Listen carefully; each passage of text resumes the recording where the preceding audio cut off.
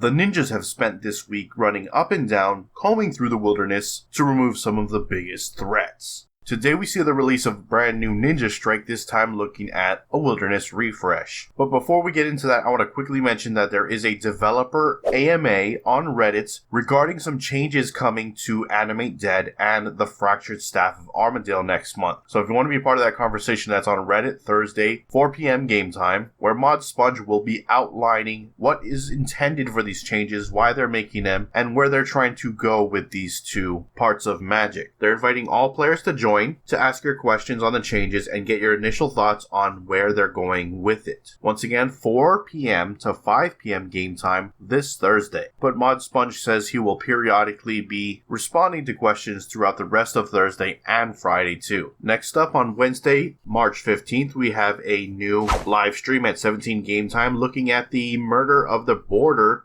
upcoming quest. Here you will be introduced to the newest CM, Mod Doom, and they will discuss the next upcoming quest, so if that's of interest to you, Wednesday, March 15th, game time, the Murder on the Border stream. That said, let's now look at the Wilderness Fresh Ninja Strike and see what they have done to the charred area up north. First off, they have entirely removed the threat system. It wasn't doing what they were intended, so instead of trying to completely overhaul or try to put something new in place, they've completely removed it, and if they come up with something in the future, they may reintroduce some kind of system to replace it, but for now, it is gone. In a similar vein, curse wisps have been completely removed, and any curse energy will be automatically converted on June 5th and is untradeable. This is because they provided nothing more than a lure and only existed really to incentivize PvP, while not really enriching the game's mechanics or enabling any diverse training method. They've also added a 15-minute world lock to receiving any reward bags from Wilderness Flash events. Generic bags give out less Necronium salvage, and special bags have had a major overhaul when it comes to their rewards. Less chance of Dragon Rider boots and gloves, reduced salvage, but vastly increased the chance of getting dark cores. Completing a Wilderness event with a full inventory and bank will now store the rewards in a temporary inventory with the Wilderness event host NPCs, but these rewards will be lost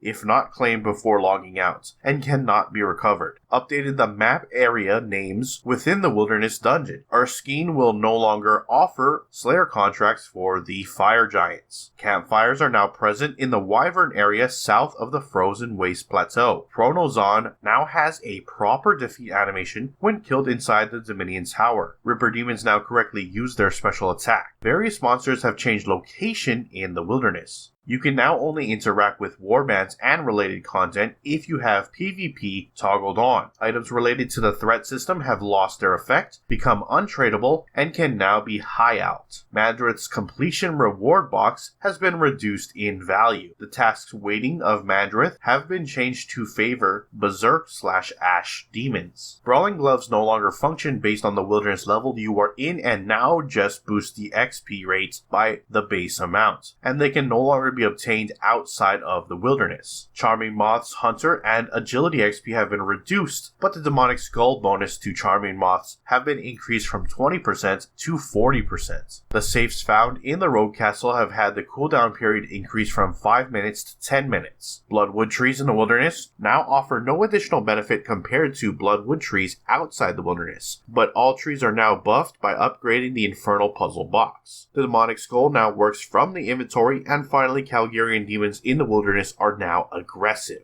If you enjoyed the video so far, please hit that like button. If you're not subscribed yet and you would like to stay up to date on all things RuneScape related, then hit that subscribe button. Thank you. With that said, let's now move over to the patch notes and see what they've done with today's updates there. Starting off, before you fight with Cataranks during the Aid of My request, players with the NPC attack option set to hidden will receive a reminder to change it. Players opening their bank while it contains a lot of farm animals no longer crash their clients. Instead, players in this state will have additional tooltip information disabled in their bank until they reduce the number of stored animals. added a warning box explaining why you can't equip a particular title on mobile. Footprints during Tourist Trap are now clearly visible. Fixed an issue causing Hellware's drops to disappear under the grassy area. Improved the lighting in the Rogue's Castle safe-cracking room. Players can now toggle whether targeted movement abilities target scenery. This can be done in the targeting section under the combat and action bar category of the settings. This currently applies to Bladed Dive and Dive.